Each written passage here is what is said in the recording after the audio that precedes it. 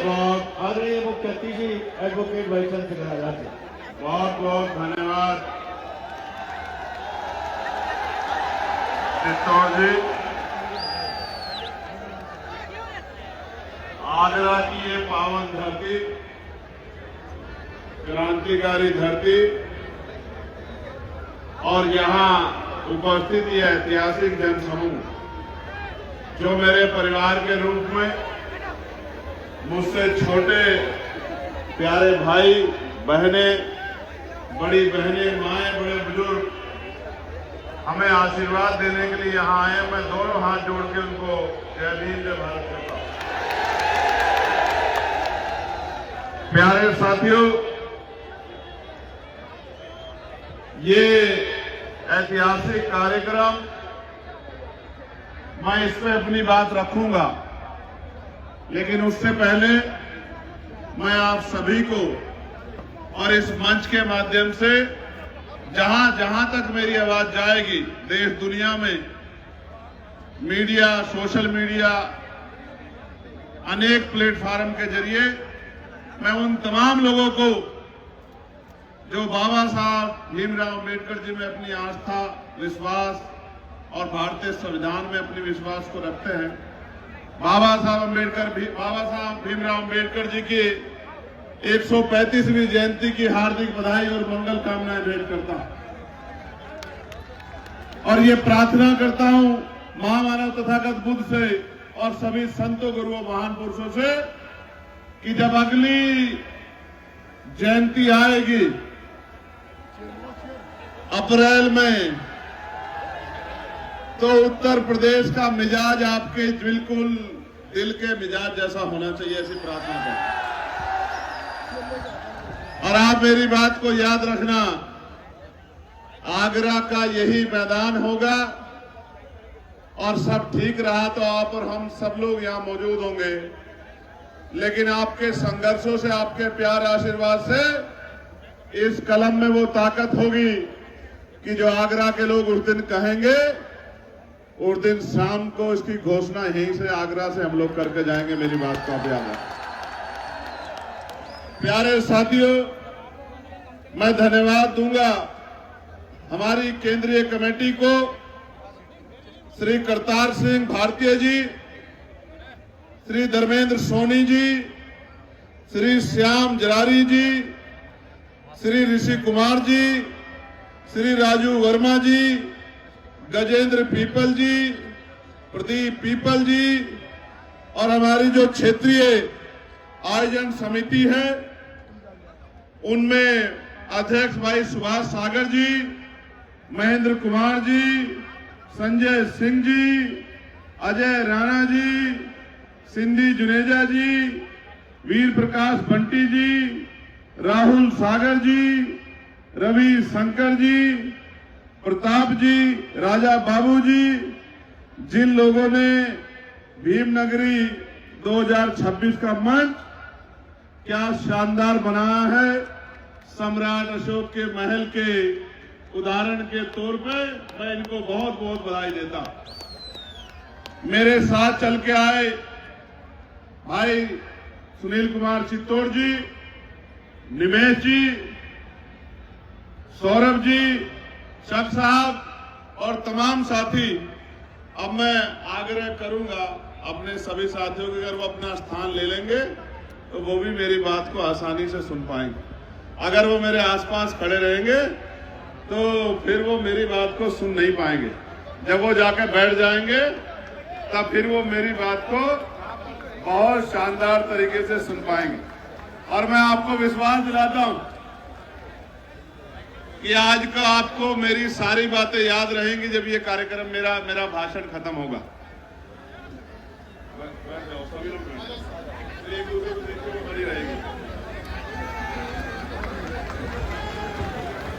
प्यारे साथियों, मैं बहुजन समाज में जन्मे सभी संतों, गुरुओं और महान पुरुषों को नमन करता हूं। और इसलिए नमन करता हूं क्योंकि उनका हम पे कर्ज है। एक एक महापुरुष ने अपने और अपने परिवार को त्याग कर अपमान सह के, आरोप सह के, संघर्ष करके, भूखे प्यासे रह के हमें सींच के यहां तक लाने का काम किया है। मैं उन तमाम महापुरुषों को नमन करता हूं जिनकी हम संतानें हैं या जिनके हम अनुयायी। मैं इस मंच के आयोजककर्ताओं के साथ इस मंच पे जो शानदार, जानदार यहां के सम्मानित लोग, मेरी बहनें और भाई बैठे हैं, उनको भी धन्यवाद करता हूं। हमारे बहुत भिक्षु भक्तों को भी धन्यवाद करता हूं। पुलिस के भाइयों को, बहनों को भी धन्यवाद करता हूं। लेकिन मैं माफी भी चाहता हूं उन बच्चों से जिनका आज बौद्ध रीति रिवाज से यहां विवाह हुआ। ये उनके जीवन का महत्वपूर्ण पल था। एक दूसरे के साथ उनके रिश्ते पूरे जीवन के जुड़ रहे थे। हम उनको उस तरह से प्यार, आशीर्वाद नहीं दे पाए जिसकी अपेक्षा शायद उन्होंने मुझसे की हो। मैं उनसे क्षमा चाहता हूं और उनको विश्वास दिलाता हूं कि जो प्यार आशीर्वाद में कमी रह गई है, भविष्य में किस दिन आपके प्यार आशीर्वाद को मिलकर पूरा करेंगे। आज हम व्यवस्था के कारण आपका सम्मान उस तरह नहीं कर पाए जिस तरह हम करना चाहते थे। प्यारे साथियों, महत्वपूर्ण दिन है। आगरा की पहचान दुनिया भर में ताजमहल से है, ये बात सच। लेकिन हमारे लिए आगरा की पहचान भीम नगरी से है, ये नहीं। बताओ है या नहीं है?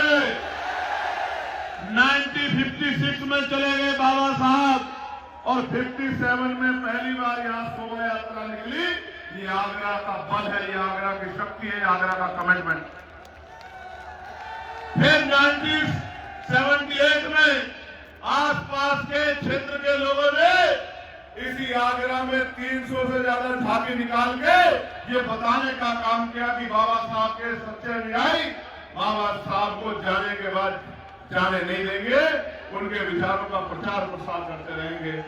और फिर 1996 से लेकर आज का दिन इस मंच पे बड़े बड़े प्रधानमंत्री, राष्ट्रपति, मुख्यमंत्री, उप मुख्यमंत्री, अधिकारी, कर्मचारी, बड़े बड़े मुख्य अतिथि आए और हर साल ये इसी तरह से आगे बढ़ता रहा। मुझे इस बार दूसरी बार यहाँ, एक बार 2022 में और फिर इस बार मुख्य अतिथि बनने का मौका मिला है। मैं मंच के लिए मुख्य अतिथि हो सकता हूँ, आपके लिए तो आपके परिवार का हिस्सा हूँ।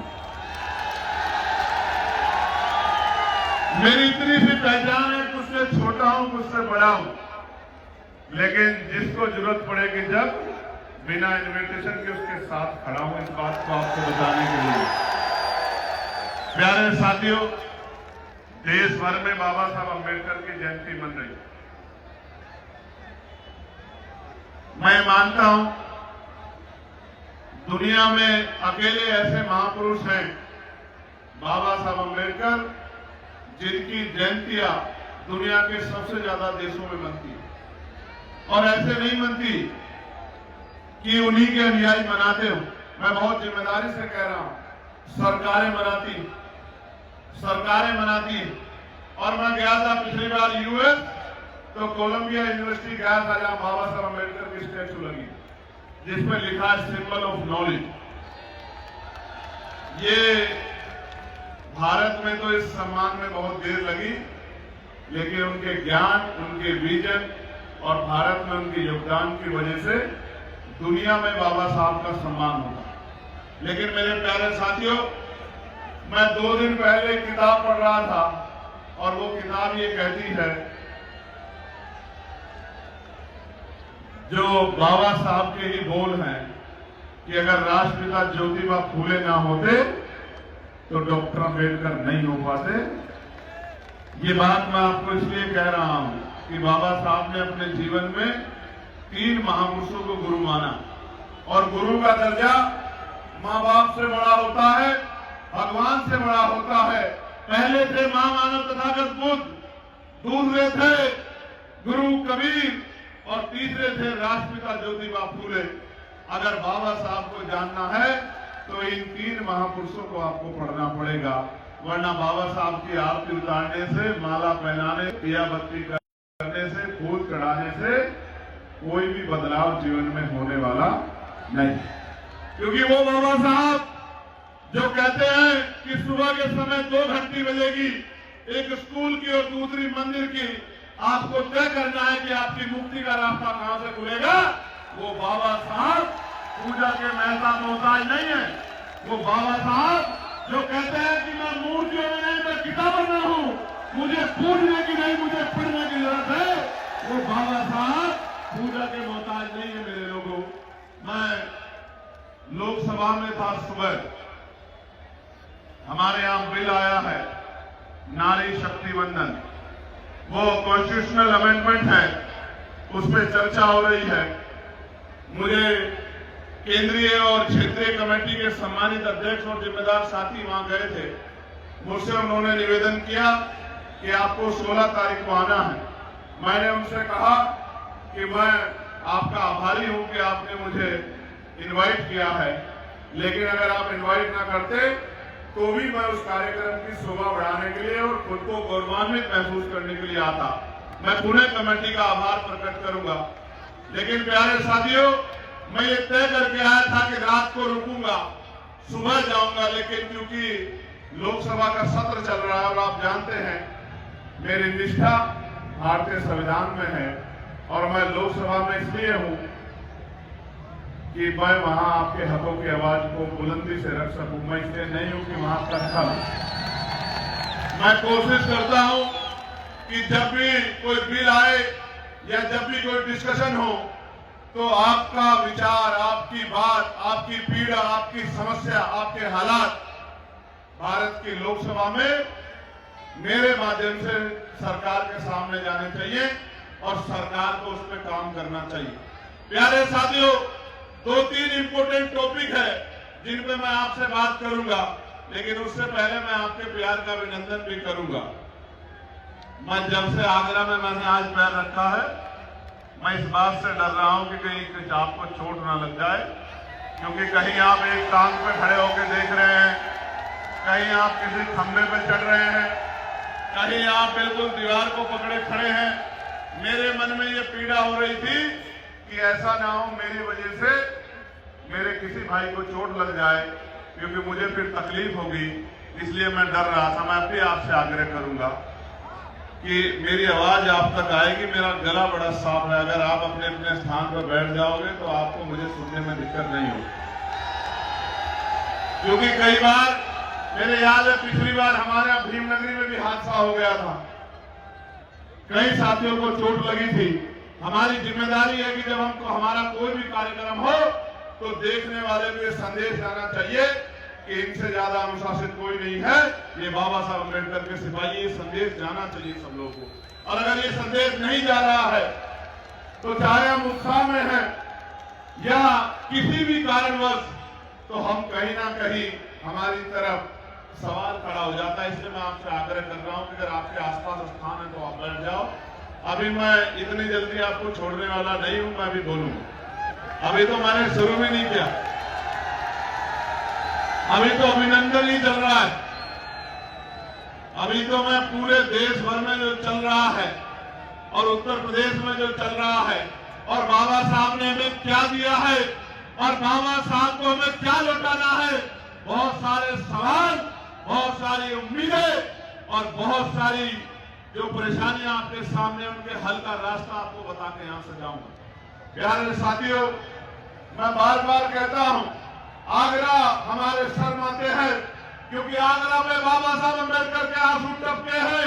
ये वही धरती है जहां 18 मार्च 1956 को बाबा साहब रोते हुए तकलीफ देके ये कह रहे हैं कि मुझे मेरे पढ़े लिखों ने धोखा दे दिया, मैं जो करना चाहता था वो नहीं कर पा रहा हूं। लेकिन साथियों, बाबा साहब की उस पीड़ा को पढ़े लिखे लोगों ने बाबा साहब के जाने के बाद महसूस किया है। और ये मेरा और ये भीमनगरी का आयोजन जो एशिया में सबसे बड़ा होता है, इस बात का उदाहरण है कि पढ़े लिखे लोग अपनी जिम्मेदारी को उठा रहे हैं, चाहे कम ही हो, लेकिन वो कोशिश जरूर कर रहे हैं। और मैं फिर कहता हूं, किसी भी समाज का नेतृत्व उस समाज में पढ़े लिखे समाज को ही करना चाहिए और उसकी नैतिक जिम्मेदारी भी है कि वो पढ़ा लिखा व्यक्ति समाज का नेतृत्व करे, समाज को रास्ता दिखाए। तो बाबा साहब जब यहाँ कह रहे थे आगरा में खड़े होके, तो जो सबसे महत्वपूर्ण बात मुझे और मेरे जैसे करोड़ों नौजवानों को महसूस होती है, हमारे दिल में घाव करती है, हमें कठिनाइयों में आगे बढ़ के लड़ना सिखाती है, वो बात ये है कि बाबा साहब कह रहे हैं कि जब मैं अपने चारों तरफ देखता हूं, मुझे एक भी नौजवान ऐसा दिखाई नहीं देता जो इस आंदोलन रूपी तंबू का बंबू बन के इस आंदोलन को आगे बढ़ा सके। वो कह रहे हैं मैं उस टेंट की तरह हूं, मैं उस बंबू की तरह हूं जिसपे बहुत सारे टेंटों का बोझ है, यानी कि समाज बहुत बड़ा है और मेरे आसपास एक भी दिखाई नहीं दे रहा है जो इस आंदोलन को आगे बढ़ा सके। और क्या कह रहे हैं बाबा साहब? कह रहे हैं मैं बूढ़ा हो चला हूं, बीमार रहता हूं, तमाम तरह के अपमान आरोप अपने बच्चों की कुर्बानियां देकर बड़ी मुश्किल से इस कारवां को वहां से यहां तक लेके आ पाया हूं। अगर आप इसे आगे नहीं बढ़ा सकते तो मेरे बच्चों इसको पीछे मत जाने देना। वो सवाल खड़ा कर रहे हैं, जैसे आज मैं आपके सामने एक सवाल खड़ा कर रहा हूं कि जिस बाबा साहब ने हमारी उंगली में इतनी बड़ी ताकत दे दी कि जिसे चाहो कुर्सी पे बिठा ले और जिसे चाहो कान पकड़ के जमीन पे पटक दे, उस बाबा साहब के अनुयायियों की क्या हालात होगी उत्तर प्रदेश में, देश में, ये हमें सोचना चाहिए। सवाल है बहुत बड़ा। प्यारे साथियों, बाबा साहब ने इस देश के लिए बहुत बड़ा योगदान दिया। मैं महसूस करता हूं, हम प्रैक्टिकल अगर देखें व्यवहारिकता में, जीवन में, हमारे बच्चे को बुखार हो जाता है तो हमें नींद नहीं आती, हमारे घर में कोई दुख हो जाता है परिवार के मेंबर को तो हम काम पे नहीं जा पाते, और हमारे रहबर, हमारे मसीहा बाबा साहब अम्बेडकर के 4 बच्चे कुर्बान हो गए और 35 साल से कम उम्र में ही उनकी पत्नी भी उनको छोड़ के चली गई। लेकिन बाबा साहब ने आपको नहीं छोड़ा मेरे लोगों, हमें नहीं छोड़ा मेरे लोगों। बाबा साहब हमारे लिए लड़ना नहीं छोड़ा, हमारे लिए संघर्ष करना नहीं छोड़ा, हमारे लिए त्याग करना नहीं छोड़ा, हमारे आंसू पूछने में कोई कमी नहीं छोड़ी। और 2 साल 11 महीने 18 दिन में दुनिया का सबसे बड़ा संविधान लिख के हमें बराबरी का जीवन देके गए बाबा साहब अम्बेडकर। उनका त्याग, बलिदान कुछ भी हम अपने खून का कतरा कतरा देके भी चुका नहीं सकते मेरे लोग। आप महसूस करके देखो क्या नहीं पा सकते थे बाबा साहब, क्या नहीं पा सकते थे। आज हम लोग छोटे से पद के लिए विपरीत विचारधारा के दल में चले जाते हैं, छोटे से पद के लिए, छोटी सी कुर्सी के लिए। लेकिन मेरे बाबा साहब ने हमारे लिए, इस देश की महिलाओं के लिए, इस देश के पिछड़े वर्ग के लिए केंद्रीय कानून मंत्री पद से इस्तीफा दे दिया, लात मार दी। ऐसे थे बाबा साहब, क्यों ना उनके गुणगान किए जाए। किसी को बुरा लगे, अच्छा हम फिर कहेंगे कि हमारा अगर कोई सच्चा मसीहा था तो बाबा साहब अम्बेडकर। प्यारे साथियों, RBI, reserve bank of India अगर बना तो किसका योगदान था? जोर से बताओ। भांगड़ा नागर डैम बना, किसका योगदान था? मजदूरों को 8 घंटे का काम 12 घंटे से घटा के 8 घंटे का काम देना, किसका योगदान था? महिलाओं को पैर की जूती समझा जाता था, महिलाओं को सरकार ताज बनाया, किसका योगदान था? मेरे लोगों, बहनों को जब वो उस दौर से गुजरनी होती है कि उनको आराम की जरूरत होती है, मैटरनिटी लीव की जरूरत होती है, मासिक जो है, जब वो डिलीवरी का समय आता है उनको 6 महीने का अवकाश मिलना चाहिए। ये व्यवस्था किसने करा के दी मेरे लोगों? आपको वोट का अधिकार किसने दिया मेरे लोगों? आपको स्वाभिमान सम्मान का जीवन किसने दिया मेरे लोगों? और मैं बताना चाहता हूं मेरे लोगों कि आज जो बड़े बड़े कुर्ते पजामे वाले, गाड़ियां वाले महलों वाले हमारी बस्तियों में आते हैं। अभी तो इस बार तो बड़ा प्रैक्टिकली हो गया ना कि हर आदमी कह रहा था बाबा साहब मेरे हैं, मेरे हैं, मेरे हैं। देखा नहीं देखा आपने? सरकार कह रही मेरे हैं, विपक्ष कह रहा मेरे हैं, वो एक दिन कह रहे हैं, मैं 365 दिन कह रहा हूं कि बाबा साहब सबके हैं, हर कमजोर के बाबा साहब हैं, हर मजबूर के बाबा साहब हैं, हर मजबूर के बाबा साहब हैं। और बाबा साहब इस देश की धरोहर है मेरे लोग। मैं बस कुछ किस्से आपके सामने रखना चाहता हूं। प्यारे साथियों, बाबा साहब पढ़ रहे थे यूनिवर्सिटी में। उस यूनिवर्सिटी की दीवारों पे दुनिया के महान विद्वानों ने बड़ी बड़ी बातें लिखी थी, बड़े बड़े स्लोगन लिखे थे। एक स्लोगन ये भी था कि मनुष्य पैदा होता है और मनुष्य मर जाता है, महापुरुष पैदा होते हैं और महापुरुष कभी नहीं मरते।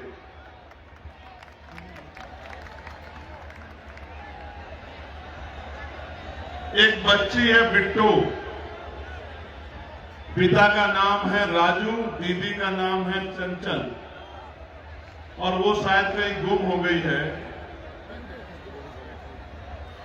एक बच्ची है कल्पना, लाल टोप पहना है, कहाँ है? रेड वाली तो मिल गई है। कल्पना है इसका नाम या बिट्टू? बिट्टू, ठीक, बिट्टू तो मिल गई है, कल्पना भी नहीं मिली। लाल टोप पहना है, 9 साल की बच्ची। अपने आसपास देख लेना भाई, देख लेना। देखो, मां की बेटी गुम हुई, बच्ची वो बड़ी प्यारी है, लेकिन तकलीफ हुई मां को। और हमारे बाबा साहब को देखो, जिनकी आंखों के सामने उनके बच्चे चले गए। कहना आसान है,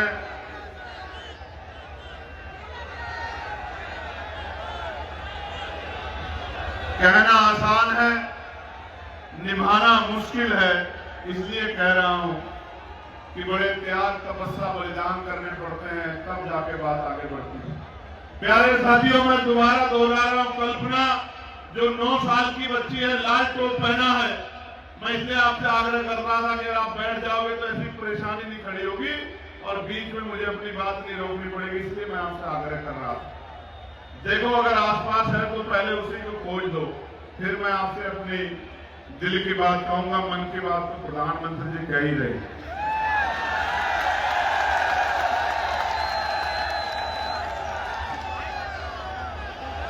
कल्पना,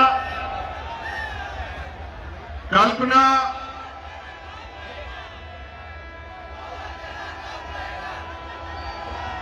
बिट्टू को ले आओ, बिट्टू को चले जाओ। अब मेरी बात पे गौर करो प्यारे साथियों। अगले 15-20 मिनट अगर आप मुझसे प्यार करते हैं तो सिर्फ मेरी बात पे गौर करो। थोड़ा सा नारों में, ये नारे तो आपको लगाने हैं अगले 364 दिन, चिंता मत करो। तो मैं बात कह रहा था कि लिखा हुआ था दीवार पे कि मनुष्य पैदा होता है, मर जाता है, महापुरुष पैदा होते हैं, लेकिन महापुरुष कभी नहीं मरते। बाबा साहब ने उस बात को मिटा दिया। जब बाबा साहब ने उस बात को मिटा दिया तो बाबा साहब की शिकायत हुई कि एक स्टूडेंट है डॉक्टर अम्बेडकर नाम का, उन्होंने स्लोगन मिटा दिया है। उनसे पूछा जाए वो इतने बड़े ज्ञानी है क्या कि उतना लंबे समय से लिखा स्लोगन उन्होंने मिटा दिया है। बाबा साहब को नोटिस जारी हुआ, बाबा साहब को अपनी बात रखने के लिए बुलाया गया। बाबा साहब ने अपनी बात रखी और क्या कहा, मेरी बात को गौर से सुनना। बाबा साहब ने कहा कि ये बात सच है कि मनुष्य पैदा होता है और मनुष्य मर जाता है, लेकिन ये जो लिखा गया है कि महापुरुष पैदा होते हैं और महापुरुष मर जाते हैं, मैं इससे सहमत नहीं हूं। और इसका तर्क मेरे पास ये है कि महापुरुष पैदा नहीं होते। पैदा एक बच्चा होता है, अपने पूरे जीवन में जो वो संघर्ष करता है, समाज की तरक्की में जो योगदान देता है, अपमान, आरोप, अन्याय सहकर लगातार जो समाज के लिए करता है, उसके जाने के बाद समाज ये निर्णय लेता है कि वो हमारा महापुरुष था या कोई बहरूपिया। इसका निर्णय समाज में उसके जाने के बाद लिया जाता है, क्योंकि बुद्ध कहते हैं कि जीवित व्यक्ति कभी भी बदल सकता है और विचार कभी स्थायी नहीं होते, परिस्थितियों के आधार पर बदल सकते हैं। मैं वही बात कह रहा हूं जो महापुरुष कह के गए हैं। तो बाबा साहब ने कहा कि महापुरुष भी बढ़ जाते हैं अगर उनकी विचारधारा का प्रचार प्रसार ना। आगरा में बाबा साहब जिंदे हैं। आगरा में बाबा साहब जिंदे हैं क्योंकि बाबा साहब ने कहा था, मुझे मेरे जाने के बाद मरा हुआ मत समझना, जब तक भारतीय संविधान जिंदा है मैं जिंदा। और आगरा का ये सैलाब, ये सांस्कृतिक कार्यक्रम, ये विरासत, ये धरोहर, इस बात का ऐलान है हम सब लोगों के लिए कि बाबा साहब आगरा में जिंदा हैं।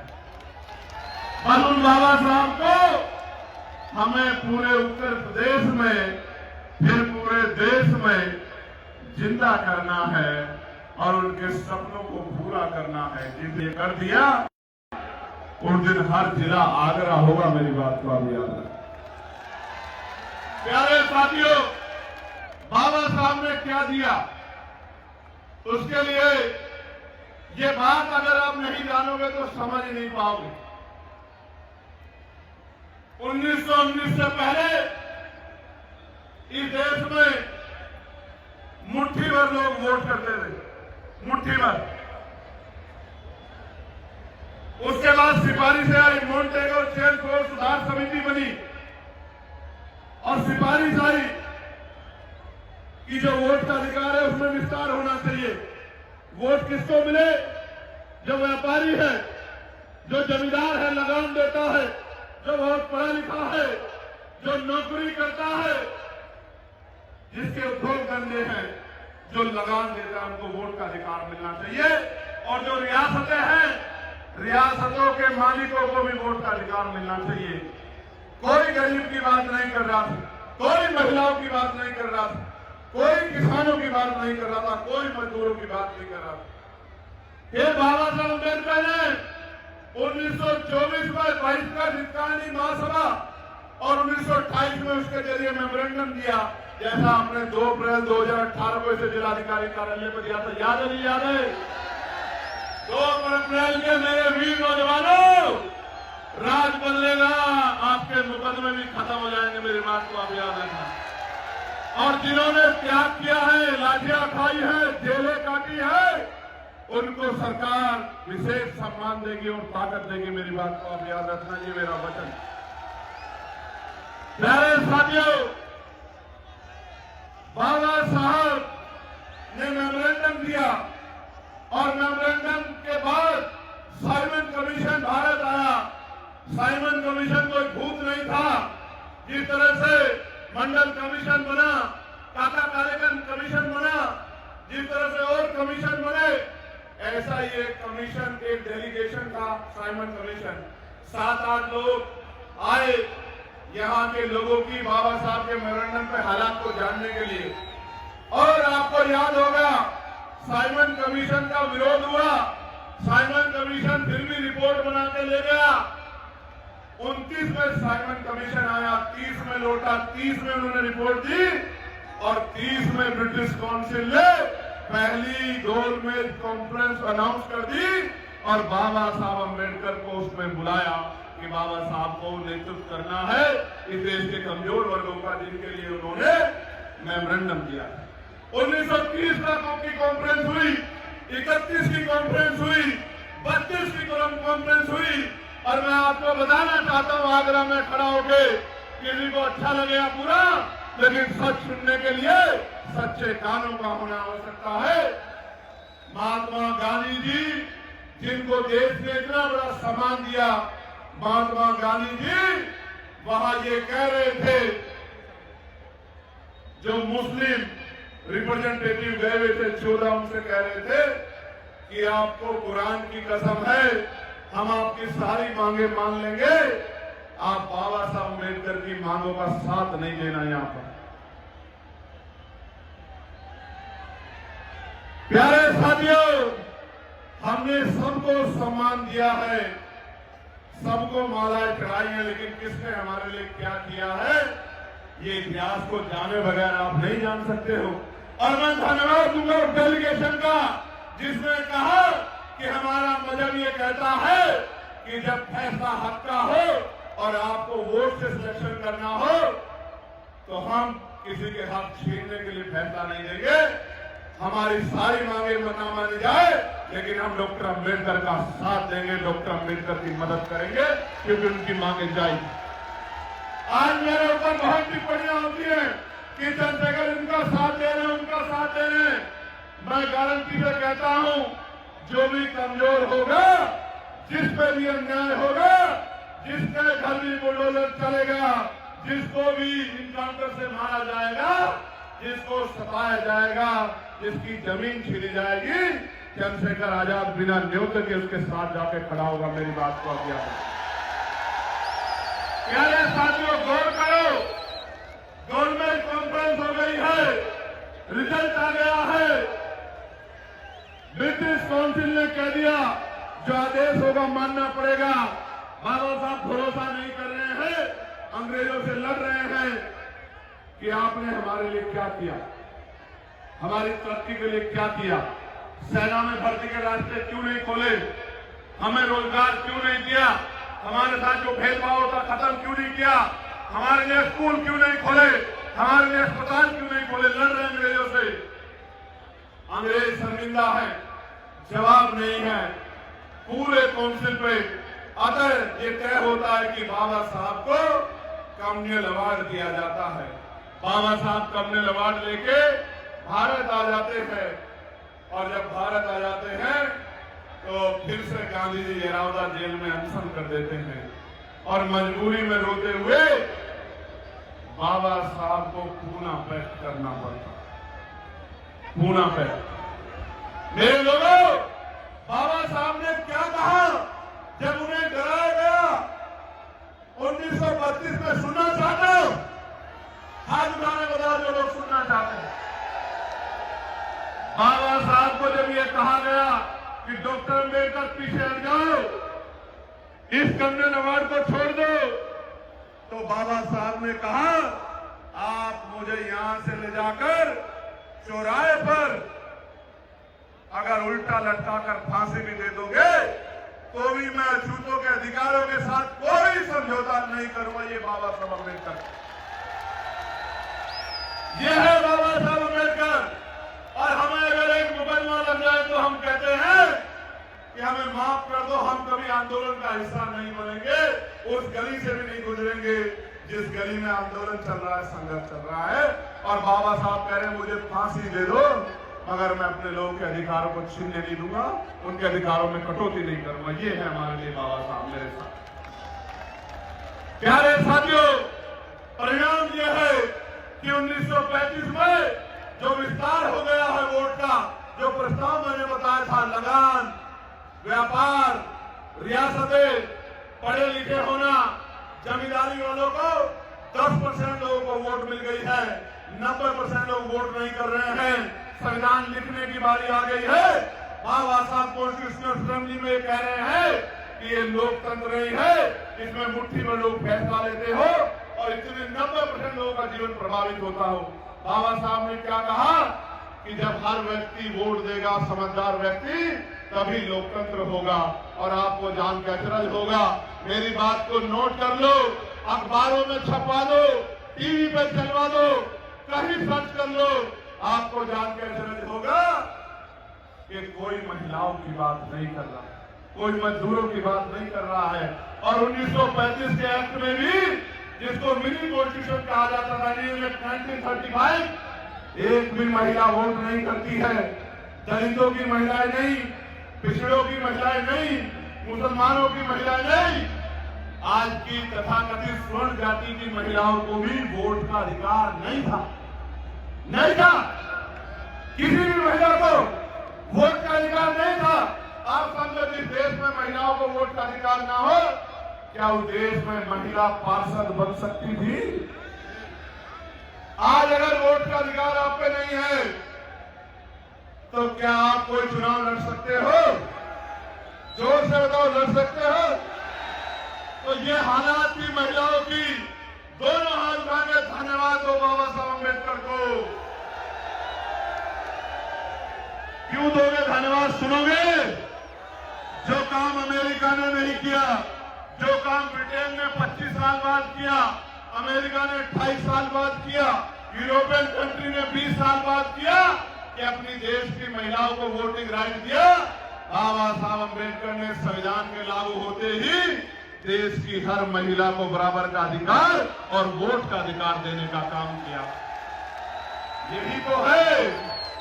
यही तो है वो शक्ति जिसकी वजह से जो हमसे मिलके गर्म पानी में जाके नहाते हैं, वो भी आके मेरी माओं से, बहनों से कहते हैं कि मेरे सर पे हाथ रख के मुझे आशीर्वाद दे दो, मैं आपकी सेवा करूंगा। मैं पूछना चाहता हूं इस महफिल से, जब बाबा साहब नहीं थे तो आपके पूर्वजों ने मेरी माओं से अपने सर पे हाथ क्यों नहीं रखवाया? मेरी बहनों से अपने सर पे हाथ क्यों नहीं रखवाया? मेरी बुजुर्गों से जिनकी पगड़ी उछाली गई उनसे सर पे हाथ क्यों नहीं रखवा पाया? क्यों नहीं रखवा पाया आप लोग? क्योंकि तब मेरी उंगली में वो ताकत नहीं थी, मेरे लोगों की उंगली में वो ताकत नहीं थी। आज हमारे लोगों की उंगली में वो ताकत है कि प्रदेश के मुख्यमंत्री हो या उप मुख्यमंत्री, देश के प्रधानमंत्री हो या गृह मंत्री, सलाम तो आपको बाबा साहब को करना पड़ेगा। आज जब नारी वंदन आया है तो सत्ता के लोग बोले, विपक्ष के उठकर कहते हैं, मैं गौरवान्वित हो जाता हूं, उठकर कहते हैं कि ये प्रयास बाबा साहब अम्बेडकर का था। बाबा साहब अम्बेडकर को धन्यवाद करते हैं। प्यारे साथियों, ये दिया है बाबा साहब अम्बेडकर ने हमें। प्यारे साथियों, बाबा साहब ने तो बहुत कुछ दिया और उफ नहीं की, कुछ लेकर नहीं गए हमसे, जमीन नहीं ली, पैसा नहीं लिया, रोजगार नहीं लिया, अपने बच्चों के लिए कुछ नहीं मांगा, लेकिन आप उम्मीद करके गए थे कि जिनको हजारों साल कुर्सियों पर बैठने नहीं दिया गया, जिनको आत्मसम्मान का जीवन नहीं मिला, जिनको स्वाभिमान का जीवन नहीं मिला, जिनको अधिकार नहीं मिले, वो मेरे लोग किसी की बातों में आके गुमराह नहीं होंगे। वो आने वाले कल में पढ़ेंगे, लिखेंगे और भाईचारा बनाकर अपनी शक्ति बना लेंगे। लेकिन आप लोगों ने उनकी बात को पूरी तरह से नहीं माना। उन्होंने हमें वर्ग बनाया, शेड्यूल कास्ट, उन्होंने हमें ओबीसी बनाया, अन्य पिछड़ा वर्ग, लेकिन आज भी हम जातियों को सर पे रख के डोल रहे हैं। हम ये भी कहते हैं कि जातियां हमारे महापुरुषों ने नहीं बनाई, लेकिन हम ये भी कहते हैं कि हमारे रिश्ते, नाते, परिवार सब हमारी जाति में होंगे। इसका मतलब कहीं ना कहीं हम अपने महापुरुषों को धोखा दे रहे हैं। प्यारे साथियों, मैं आपको कहना चाहता हूं, हर एक कमजोर हमारा भाई है, चाहे अनुसूचित जाति का हो, अनुसूचित जनजाति का, अन्य पिछड़े वर्ग का हो या अल्पसंख्यक हो या संविधान को मानने वाला, हर एक वो व्यक्ति जो संविधान में आस्था रखता, किसी भी जाति धर्म का हो, वो हमारा भाई है। हम उसके साथ कंधे से कंधा मिला के खड़े हैं, क्योंकि हम मानवता के पुजारी हैं, हम अम्बेडकरवादी हैं, अल्पसंख्यकवादी हैं, मानवतावादी हैं, बहुजनवादी हैं। हम कमजोरों के पहरेदार हैं, हम मजबूरों के सबसे बड़े सिपे सलाहकार हैं। इसलिए मैं आपको कहना चाहता हूं कि बाबा साहब को बड़ी उम्मीद थी आपसे कि आप, मैं आगरा की बात करता हूं मेरे लोगों, चारों तरफ अंधेरा दिखाई देता है, चाहे मेयर हो, चाहे विधानसभा हो, चाहे लोकसभा हो,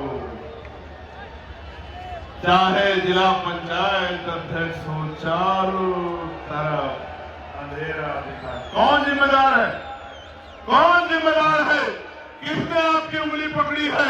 कौन आपको गुमराह कर रहा है? आप रोटी खाते हैं, अच्छे बुरे को समझ सकते हैं। अभी यूजीसी की गाइडलाइन आई सारे नेता घर में बैठ गए 2-2 वोट की रक्षा के लिए। अगर कोई मैदान में डटा था तो आपका चंद्रशेखर आजाद और आजाद समाज पार्टी का श्रीराम जी सब तमाशा देख रहे थे, सब छिपके बैठ गए थे। इसलिए कहना चाहता हूं, आपको टीवी में आपको कोई दिखाए ना दिखाए, अखबार में आपको कोई दिखाए ना दिखाए, आपके पास फोन है, 24 घंटे 7 दिन देख सकते हो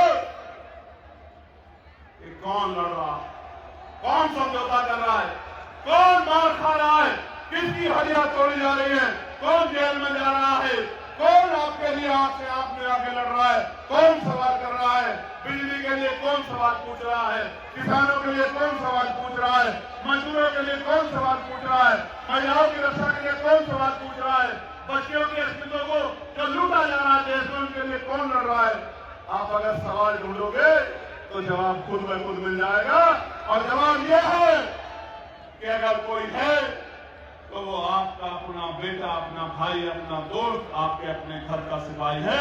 बाकी सब लोग तमाश में मरे हुए। क्या हुआ लखीमपुर खीरी में? क्या हुआ लखीमपुर खीरी में? बाबा साहब की जयंती का कार्यक्रम था। क्या हुआ लखीमपुर खीरी में कि लाठियां चली, महिलाओं को पीटा गया, बड़े बुजुर्गों को पीटा गया, नौजवानों को पीटा गया, कितने ही नौजवान जेल भेज दिए गए। प्रशासन के लोग, पुलिस के लोग सरकार के दबाव में दंडित कर रहे हैं लोगों को। रात को घरों में बिजली काट के पुलिस जा रही है, मारपीट हो रही है, बहनें रो रही हैं, इंतजार कर रही हैं और सरकार से न्याय नहीं मांग रही।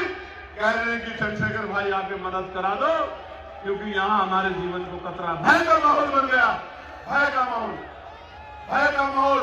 मैंने आज ही आग्रह किया है बड़े अधिकारियों से, डीजीपी, चीफ सेक्रेटरी से, एसीएस होम से कि संज्ञान ले क्योंकि हम अपने लोगों पर लाठी नहीं सहेंगे। ये बात मैं प्रशासन को, सरकार को बताना चाहता। क्या हुआ? क्या हुआ नोएडा में मजदूरों के साथ? मैंने एक वीडियो देखी, एक बच्ची को पीट रहे हैं। मैं पुलिस का सबसे बड़ा मददगार हूं, मैं साबित करके दिखाऊंगा। पुलिस के लोग पीट रहे हैं, लात मार रहे हैं बच्चियों को, डंडा मार रहे हैं, थप्पड़ मार रहे हैं, मुक्के मार रहे हैं और दूसरी तरफ सरकार नारी वंदन का ढोंग रच रही है। ये है उत्तर प्रदेश की डबल इंजन की सरकार का। क्या हुआ? मेरा गला नहीं सूखेगा, मेरा गला नहीं सूखेगा। मैं सच कहूंगा और सच ये है कि मजदूर अपना हक मांग रहे थे। आज कोई आगरा से जाके नौकरी कर रहा है, कोई लखनऊ से, कोई बिहार से, कोई कर्नाटक से, कोई महाराष्ट्र से, कोई हरियाणा से, कोई पंजाब से, कोई झारखंड से, बिहार से। आज वो आया था यहाँ कमाने के लिए, आपने उठा के जेल में बंद कर दिया। उसके बच्चे भूख से तड़प रहे हैं, इलाज की कमी कारण दवाई के लिए तड़प रहे हैं, 4 पैसों के लिए तड़प रहे हैं। आपने आंख बंद कर ली है व्यापारियों को खुश करने के लिए, आप उन पर डंडा चला के उनको जेल में बंद कर रही है आपका न्याय। आगरा में क्या हुआ? आगरा में क्या हुआ? मैंने पुलिस की बात सुनी। पुलिस के अधिकारियों ने कहा कि कोई उपद्रव नहीं हुआ, कोई अपमान नहीं हुआ, कोई घटना नहीं हुई। पुलिस के अधिकारियों ने कहा आप झूठे हो अगर मैं झूठ बोल रहा हूं। लेकिन फिर भी आपने सत्ता के आगे कमजोर पड़ के मुकदमा दर्ज कर दिया। आप सत्ता से कमजोर पड़ गए। ये मेरी वर्दी वाले बहादुर शेरों, मैं आपके लिए पार्लियामेंट में लड़ता हूं कि इंडियन पुलिस एक्ट में बदलाव होना चाहिए। हमारे पुलिस के नौजवानों की 8 घंटे की, भाई बहनों की 8 घंटे की ड्यूटी होनी चाहिए। सप्ताह में 1 दिन छुट्टी मिलनी चाहिए। उनकी वेतन विषमता दूर होनी चाहिए। उनको बॉर्डर स्कीम खत्म करके होम डिस्ट्रिक्ट के बराबर में उनको नौकरी करने का अवसर देना चाहिए। मैं तो आपके लिए लड़ रहा हूं, लेकिन आप क्या कर रहे हो? पुलिस को देख के गरीब से गरीब, कमजोर से कमजोर व्यक्ति जिसकी जान को खतरा है, अपने अंदर ताकत भर जाती है अशोक की लाट देख के कि मेरा रक्षक खड़ा है। अगर उसी पुलिस से भय पैदा हो जाए तो फिर कहां की न्याय व्यवस्था? आप मेरी बात को सुनिए और समझिए। प्यारे मेरे साथियों, अभी मुझे बताया गया कि भाई यहाँ की महानगर पालिका ने, महानगर ये नगर निगम ने जानबूझ के छोटे और मध्यम जूता कारखानों को बर्बाद करने के लिए एक तानाशाही तुगलकी फरमान सुना दिया है, जिसमें 25 से अधिक मजदूरों के कारखानों को टैक्स लगा दिया गया है। अगर 25-30 मजदूर हैं तो 1,000 रुपए टैक्स, अगर उससे ज्यादा है तो 5,000 रुपए टैक्स, उससे ज्यादा है तो 10,000 रुपए टैक्स। पूरी सरकार आपकी ये ट्रिपल इंजन है। केंद्र की सरकार को हम लोग टैक्स देंगे, toll tax, cess, VAT, GST. राज्य सरकार को हम लोग टैक्स देंगे बिजली पे, पानी पे, सड़क पे और तमाम तरह के टैक्स। और अब नगर निगम भी हमारे व्यापारियों को लूटने काम करेगा। मैं सरकार के मंच के माध्यम से सरकार को और नगर निगम को ये कहना चाहता हूं कि अपना कुदरती फरमान वापस दे दे, वरना इसके लिए जो आंदोलन होगा उसका नेतृत्व चंद्रशेखर आजाद करेगा, समझ नहीं पाएगा हम लोग।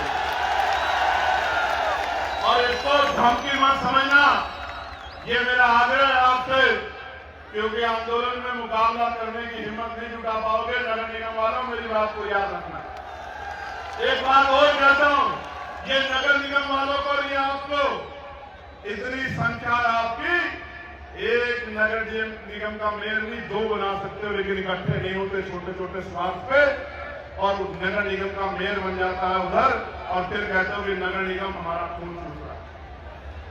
जब बटन दबाने की बारी आती है तो दिमाग में जाति, धर्म, दोस्त, ये वो पता नहीं क्या क्या आ जाता है, और जब मार पड़ती है तो फिर आंदोलन याद आता है। आपको मुझे समझना पड़ेगा मेरे को।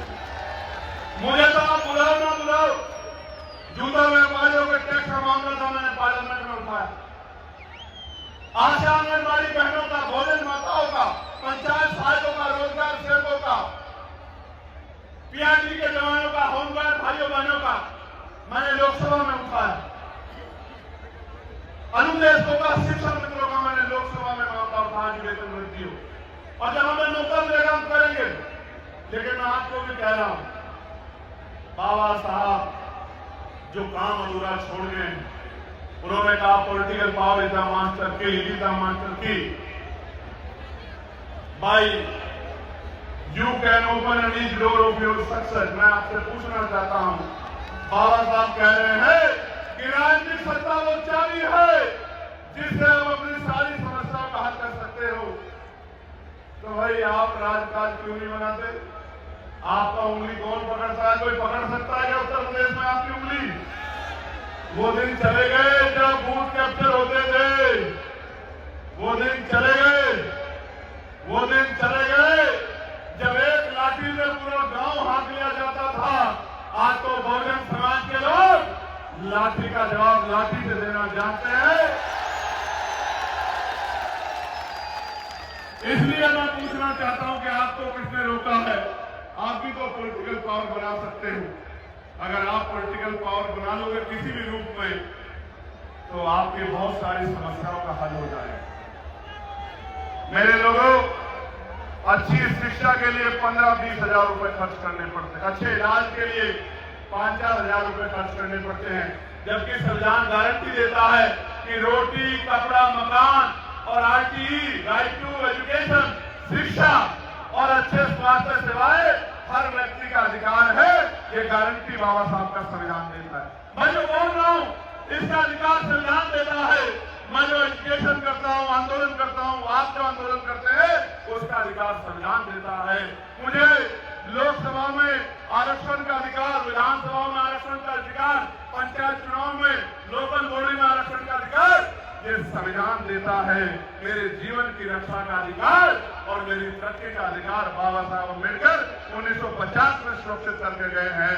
बाबा साहब ने तो हमें दिया है, हमने लौटाया नहीं है। मेरे लोगों, आज जिम्मेदारी है कि आप और हम ऐसे मुट्ठी बांध के, ऐसे जैसे मैंने बांधी है मुट्ठी बांध के ये संकल्प कर लें कि बाबा साहब आपका जो अधूरा काम है हम लोग उसको पूरा करेंगे, और जब तक पूरा नहीं होता हम लोग चैन से नहीं बैठेंगे। मेरे साथ मुट्ठी बंद करके वादा करो मेरे लोगों, अगर आप जिंदा कौम हो, अगर आप जिंदा हो तो चले रहो, वरना मुर्दा समझ के कुचल दिए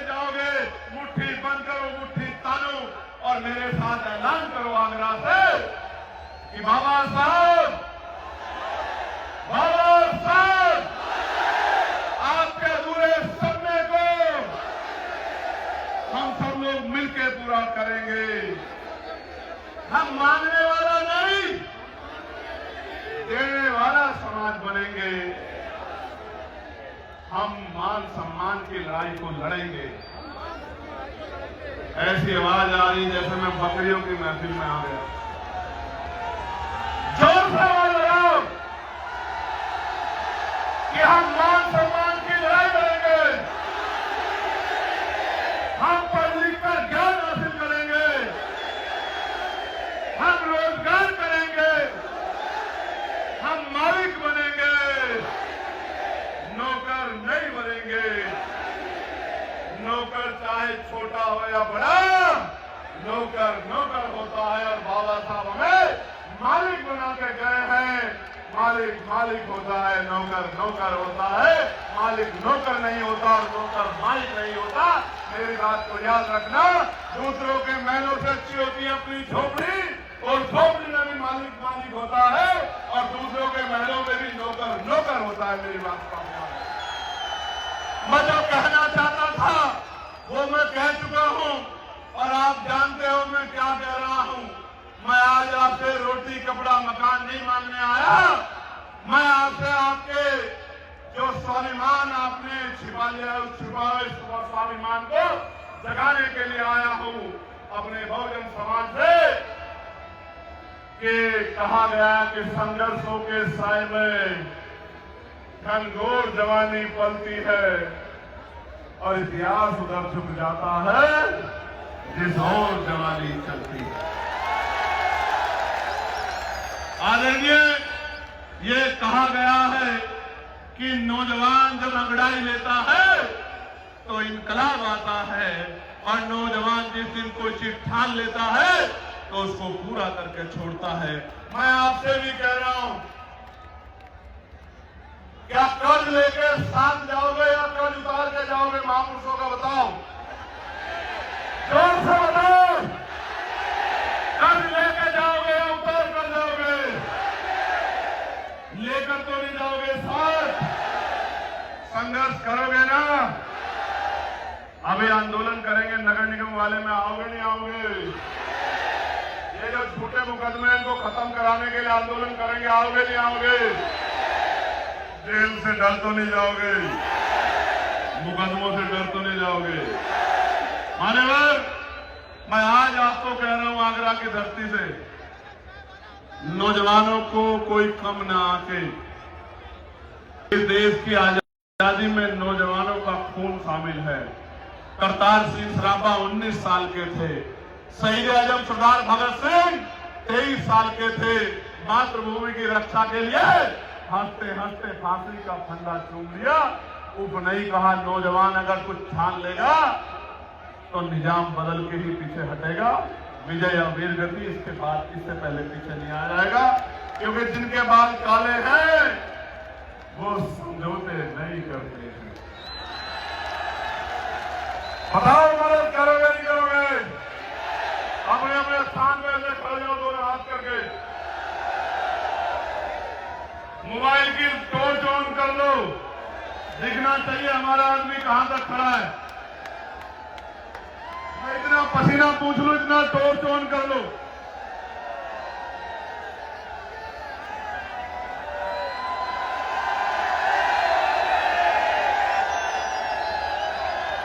मैं आपसे ज्यादा प्यार क्यों करता हूं जानना चाहते हो क्या? लोग पैसा देते हैं, गाड़ी देते हैं, मिठाई देते हैं, शराब पिलाते हैं, तो भी कुर्सी नहीं भर पाती, और आप लोग प्यार बांटने के लिए कहां से अपना काम छोड़ के आते हो। इसलिए मेरे खून का कतरा कतरा भी आपका एहसानमंद है, और उसको मैं चुकाने का काम करूंगा इसी जीवन में। इसलिए आपसे मेरा प्यार ज्यादा है। जितना प्यार आपने मुझे दिया है, शायद इस उम्र में हमसे पहले के हमारे संघर्षशील हमारे महान पुरुषों को नहीं मिला। लेकिन मैं ये विश्वास से कहता हूं, इस बार लड़ाई लखनऊ तक नहीं रहेगी, दिल्ली जाएगी बहुत जल्द। मेरी बात को आप याद रखें। लखनऊ का किला तो हम लोग 4-4 बार फतेह कर चुके हैं। कर चुके नहीं कर चुके बताओ? तो लखनऊ को सिर्फ झांकी है, असली पिक्चर दिल्ली में होगी लाल किले से। मेरी बात को आप याद रखना। 10 साल के अंदर एक अम्बेडकरवादी लाल किले से तिरंगा लहराएगा। इस संकल्प के साथ जी रहा हूं मेरे लोगों, वरना रोटी कपड़ा मकान तो आपके आशीर्वाद से चल ही रहा है। बहुत बहुत धन्यवाद आयोजक कमेटी का। जय भीम, जय भीम, जय भारत, जय संविधान, जय मंडल, जय जोहर। हमारी एकता जिंदाबाद, हमारा भाईचारा जिंदाबाद, हमारा देश जिंदाबाद। बहुत बहुत धन्यवाद। बाबा साहब अमर है।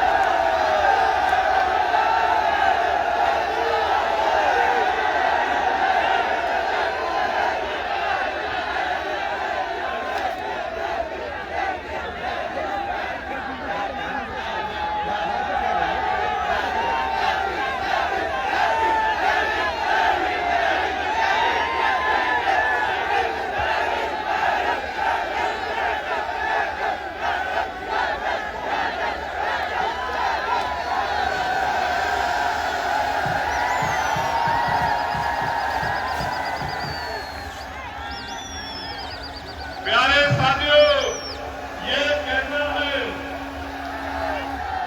ये मंच कैसा है बताओ। और इस मंच पे तिरंगे के साथ पंचशील कैसा लग रहा है बताओ। मजा उस दिन आएगा जिस दिन आपके घर भी ऐसे होंगे। मेरी बात को अब याद रखना।